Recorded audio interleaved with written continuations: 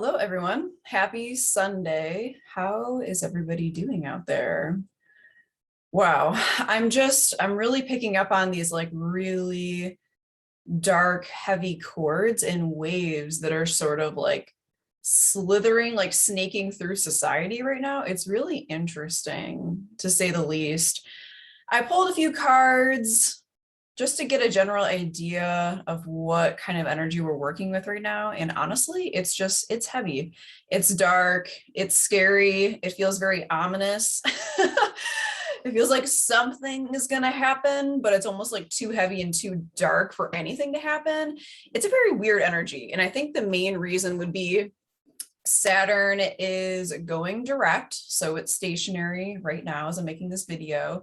So is completely still in the sky, which means it's gaining power, it's becoming amplified. Saturn is the ruler of our reality. He is the ruler of rules, hierarchies, structures, hardship, obstacles, pretty much everything that makes our physical reality what it is. Like he's in control of that. Like Kronos is no joke. Like I said in my post, like he has rulership over physical reality.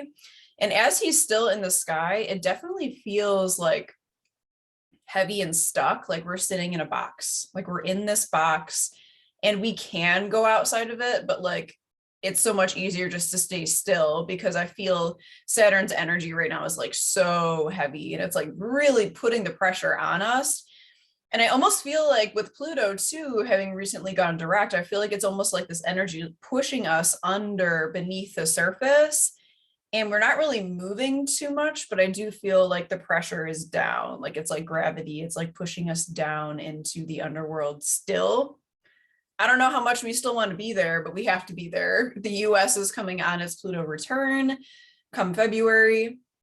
So it feels very heavy. So I want to talk about this card first, and then we'll go into the astrology stuff. The Venom. Can't really see it. Hold on. There, the Venom. There's like a little moon with these vampire. Oh, I didn't know this light could even do that. Okay, so the Venom. Let's talk about that. So I wrote like a few notes here. The first thing that came to mind when I looked at that card. The poison also contains the antidote. The breaking down is the act of creating space for healing. Chaos is the metamorphosis.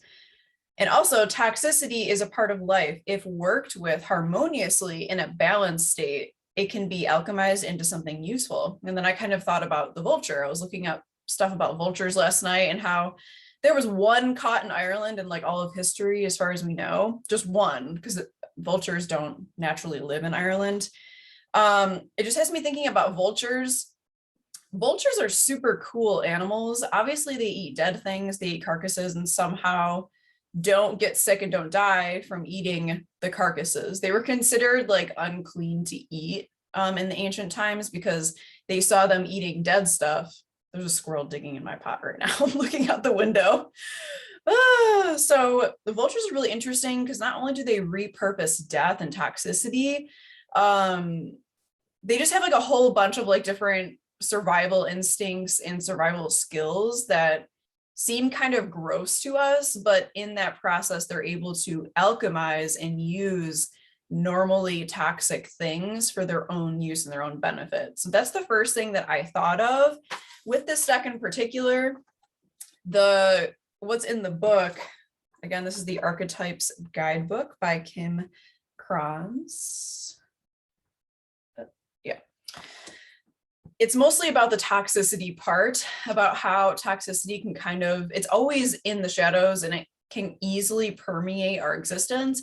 For me personally, if you can relate to this, that's always like in the spirit realm, especially like I have to be very vigilant with keeping my house protected spiritually, because that stuff just kind of like in the creepy shadows, it'll just kind of seep in without me realizing. And then I have this like whole mess of crap I have to try to get out of my house. Okay, so we'll get to the other ones afterwards. My cat knocked a bunch of cards off of my desk. So I'm like, yes, those are the cards we have to look at for sure. And they're kind of confusing, but maybe it'll make sense once we get into it. So I'm going to share my screen. Let's go to the chart for today. Okay. So this is today. Now, the first thing I noticed today is in the 10th Central Time.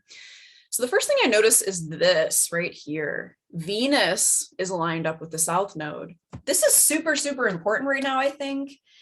The past seems really attractive. It seems very alluring. And honestly, at this point, with Venus lined up with the South Node, we'd almost like rather go back. We'd rather keep doing things the way we've always done them.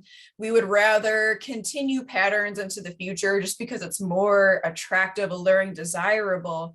But with this like toxicity card too, I think it's an important reminder that things aren't what they seem. And we can't move forward into the future doing things the way that we've always done things, even if it seems very attractive right now and very appealing. It's just not necessarily true. It might have been true then, but because of like how much things are changing and shifting, like we can't bring it forward into the future. I was just having a discussion with handle Atlas Divination on Instagram, and he was talking about Lucifer and the divine feminine and how like the rule of the matriarchy can't continue into the future because it's today, it's now, it's not going to fit into the way things are now. It's really about balance. So I think it's kind of coming back to that. Yeah, check out his page if you haven't. It's got amazing stuff on there for sure. It like blows my mind every single time. So what is coming up from your past right now that seems very appealing and easy, and maybe it'll even seem like it will set you free in some way, thinking Sagittarius energy. And I'm also thinking of like ideologies as well, that those might not be suited right now for us, but it seems that way. That's the confusing thing. Venus is desire and beauty and alluring love and la la. So with the South Node energy, and it's not with the South Node, we're trying to leave that behind for good. It's that we're trying to take the very best of that and then move forward into the opposite sign. So what's the best of Sagittarius? I would say vision, expansion, optimism, seeing the big picture, the grand scheme of things, and not getting stuck in ideological traps, but using our own belief systems as a way to connect with others who have different belief systems, which is more like Gemini. So that to me is like some of, there's a lot, but that's some of the best qualities, I would say, seeing the bigger picture. So yeah, and we have the moon right here too, which I think is really interesting. So let's go to tomorrow. Mercury is going to quincunx Uranus. This is a little bit after the fact here. So Mercury and Uranus are both in retrograde right now. Quincunx aspects are frustrating, irritating. The energy can't really be solved right now, I would say. Mercury and Uranus together, that's fun, honestly. That's like, you know, Uranus is basically the nervous system, lightning, electricity. So having Mercury connect with Uranus, even though they're both in retrograde, I would expect some shocking revelations internally in our minds.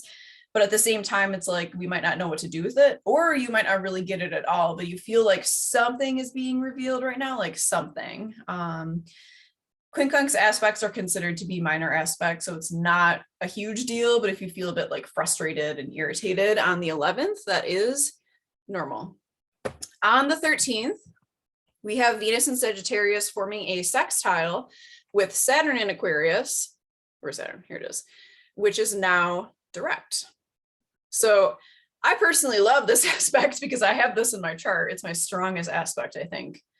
Yes, major aspect. So Mercury and Saturn forming this sextile, or not Mercury, I'm sorry, Venus. What am I doing here? Venus, I don't have this in my chart. It's okay. Okay, so Venus and Sagittarius forming a sextile with Saturn. I got way ahead of myself here. Yeah, that's interesting. So Venus is mythologically the only power planet, goddess that can really deal with Saturn Kronos.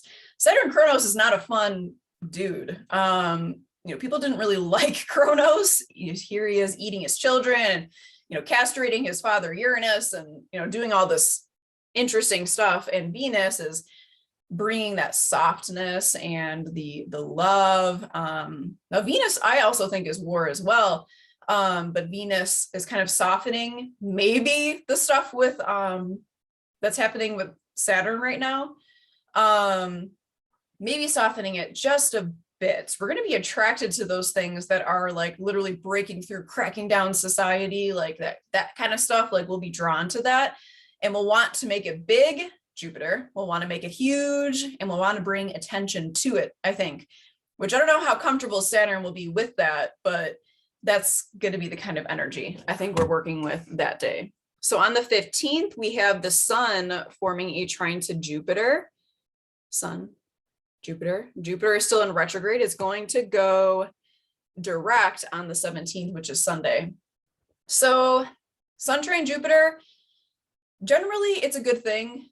Positivity, optimism, growth, abundance, soul growth, expansion, mind, body, soul, expansion. Jupiter's in Aquarius, so it's an unstable energy. It's an unexpected energy, but I do think, you know, Libra and Aquarius, that's like the karmic besties, basically. You know, Uranus and Venus too. That's like a great connection. So I don't know.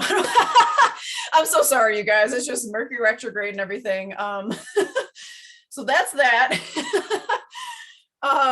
So where I was getting with that is that Jupiter and Aquarius also can be fear, because Jupiter rules expansion, fear, viruses. So no matter what your beliefs are, there is this like expansive kind of energy. And the thing with Jupiter, you know, think about Zeus. It can kind of like, if it gets like in an arrogant space, it can kind of like blow up, and then it's going to get to that boundary of Saturn and pop, and then it's going to deflate. So it's a very like over the top kind of energy, which is great because people with Sagittarius and Jupiter stuff have like a larger than life personality. But if they get like in that angry state, like it can blow up, but then it's going to hit that boundary of Saturn and then kind of like deflate. So it really just depends on what you do with it. On the 16th, Venus is going to trine Chiron. Venus forming this trine aspect with Chiron. So this is fire Venus, fire Chiron. You know, anything with Chiron, I just always feel like it's painful. It just is, because it's revealing our deepest soul wounds so that we can heal them. And Venus is a wonderful healer for sure. But Venus is in Sagittarius, which is fire. So the way that I see this is like, you have a wound, you're going to take that fire of Sagittarius and burn the infection out. So it's painful, it's angry, maybe it's volatile a little bit. But healing can happen for sure. And of course, with Chiron and Aries, this has something to do with our identity, who we are, apart from others, our own ego. Venus in Sagittarius is very worldly, like the external world, like other countries and like traveling and reaching out, expanding, right? So there's something with this. Maybe we're learning about who we are with like the further outside world, something with our identity. So relationship wounds for sure with Venus coming up, wounds with how we give and receive love, like that kind of stuff. So on the 17th, here's Jupiter stationary. It's going to go direct in Pacific time, 10:30 at night on the 17th. So Jupiter in Aquarius has definitely helped to bring about the changes that we've been going through the last couple of years, since the beginning of 2020. Jupiter in Aquarius, it definitely brings, it's like, I always see Jupiter as like a magnet almost, because even though it's expansion, it's also like, to expand, you have to like attract and like magnetize so much to that experience. Like it doesn't just happen. Does that make sense? So with Jupiter in Aquarius, it's stationary. Again, things that are shifting, revelations, revolution, rebellion, aha moments, light bulb moments, things like that. That stuff is just going to be supported and it's going to expand. But again, it's not good or bad. Like, I think Jupiter in ancient astrology is considered a benefic planet, but Jupiter can expand, good or bad. With Aquarius, it's not bad, but Aquarius is like, I'm here to rock your world. I'm here to disrupt the flow, disrupt society. So it's easy to see how when that gets huge, it's like, here's the revolution, or in the case of some other situations, here's the expansion of fear, and it just makes everything big and like grandiose and just like huge and very like Zeus-like. And also on this day, the sun is going to square Pluto. Yes, sun square Pluto. So sun in Libra, a cardinal sign, squaring Pluto in Capricorn, another cardinal sign. You know, Pluto is going to have its way here, I think, honestly. Pluto is the cleanup crew. It's really like dragging behind still in Capricorn, taking care of those structural, authoritative details. Squaring the sun, there's power issues, power and control issues, transformation and rebirth, which I also pulled this card, something with wolves too. I keep like pulling cards that look like wolves. This one like literally has a wolf on it. This one kind of looks like a wolf. And then the other one, the venom one, it looks like werewolf teeth with the moon. So something with like the wolf energy, which I was just reading about the wolves last night, and how in Norse mythology, wolves, basically the warriors of Odin, they would allow themselves to become possessed by the spirit of wolves. And sometimes they would run into battle completely naked. I can't even imagine how much that freaked like the opposing forces like out when they have literal warriors like possessed by the wolf spirit, which is really being possessed by Odin's like battle fury. I can't even imagine how scared they were seeing these like naked, like possessed warriors just running at them. Like that's terrifying. But something with the wolf spirit and sacred fury. I was reading this dissertation, War Goddess, last night, and they were talking about the sacred fury, the sacred battle fury for the Irish Celts that could be being possessed by their specific totem animal. And I know for like heathenry and the Vikings and like Norse mythology, it was usually the wolf, because the wolf was seen as the most effective destroyer, I guess. Oh, so there's something with this, the destroyer. And this looks like a star too, which I think is really interesting. And you know what that reminds me of? On my last live, when we were talking about the Crow, the Corvus constellation, this looks just like that star, Algoreb. It looks just like that, which I believe is connected to, I mean, I can't say for sure, but I just feel that like war goddess, like war fury kind of connection with the crow, of course. And along those lines as well, I'm going to get rid of this right now. Okay. So along those lines as well, the Irish Celts, they would purposely leave the dead warriors from their tribe on the battlefield so that the crows or the ravens could eat the flesh. And that was considered to be very sacred and like the most honorable way you could possibly die in that society, because the crows, or the Morrigan, the war goddess, and her war spirits, that's their way of like symbolically transporting them to the other side, the warriors. So that was seen as like the ultimate thing. Other like societies would note that they were like, they don't want to bury their dead, they just leave them on the field for like the carrion birds to come like eat the flesh, which to them was like horrifying. But to the Irish Celts, that was like a very sacred like transmutation. And it makes me think of like shamanic dismemberment. The first meditation I ever had with the Morrigan, I don't know if I want to talk about it too much, but it was crows like eating the flesh off my body before I even knew she was associated with crows or anything. There is something with that. And it makes me think of like shamanic dismemberment too. There's something with that, because it's like taking apart, putting it back together, but the way you're put back together is like totally different. Even if it looks the same, it's like a totally different thing. It's definitely like an initiation of some sort. And I also pulled Agape.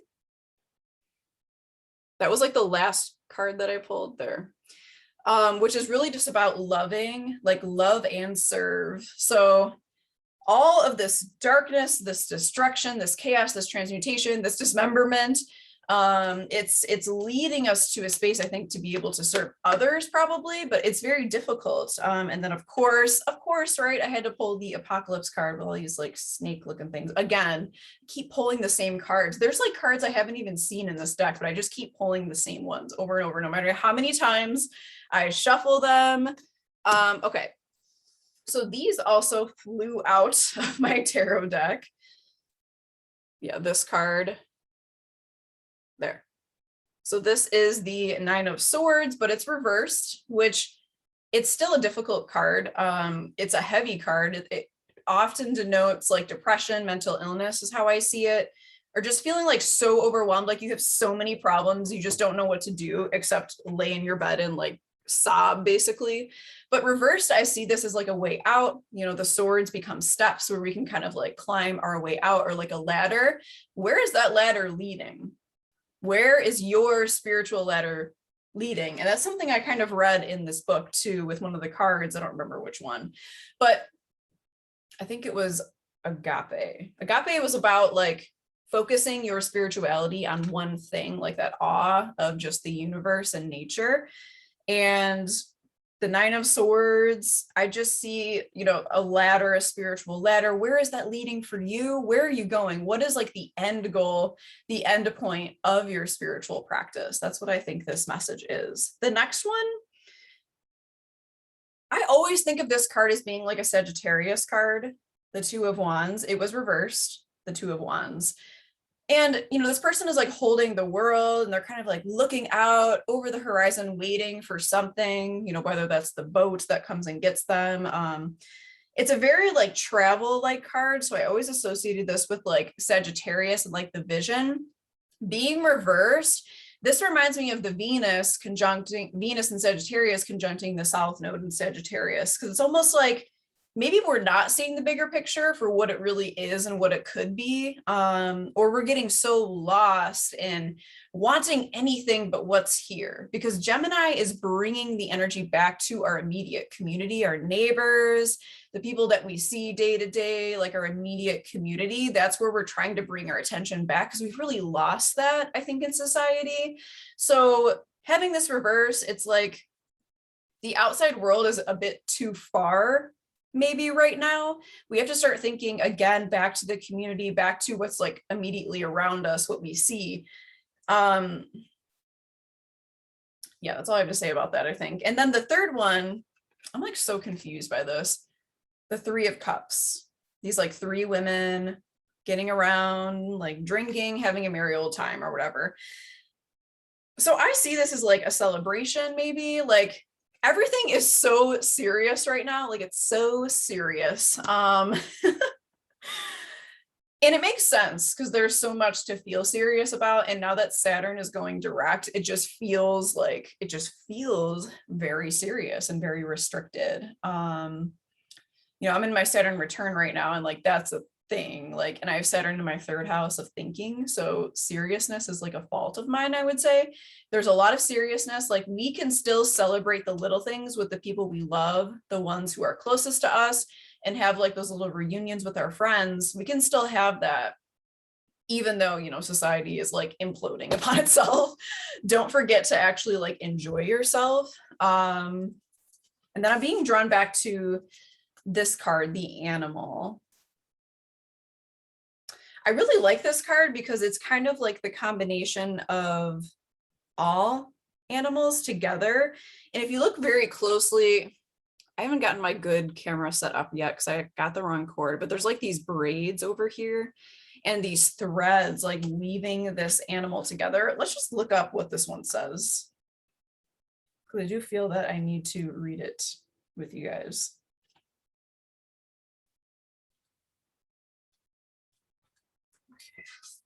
My mom bought me these wind chimes for my birthday. They're so beautiful, and they're actually really helping like keep the energy clear too, I've noticed. I can do Roman numerals.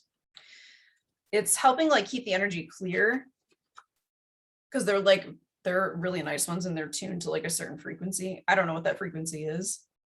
I literally can't find it, and I don't know if that's like for a reason. Obviously the animal, it's a very like animalistic, here it is, vibe. We are mammals. The hair on our chest and between our legs reminds us so. We try hard to deny our unrefined, animalistic nature, yet through this archetype, we tap into power and direction. Activating the animal within means reawakening our relationship to nature in the most broad and embodied sense. Drinking from waterfalls, roaring at the moon, opening eyes underwater, eating berries from the vine. The life force of our planet begs us to set down the devices, the constraints, and the social constructs to remember the warm blood that pulses through our veins. The animal longs for breath, food, procreation, and physicality. It wants soil under our nails and starlight on our skin. If this all sounds terribly unsophisticated to you, take note that it is said that when Buddha became enlightened, he roared like a great lion. I didn't know that. That's really interesting. We need to get comfortable in our own skin. The minute you accept, express, and celebrate the physical body, you tap into animal energy. Notice any resistance that you have with the animal within, and where does it come from?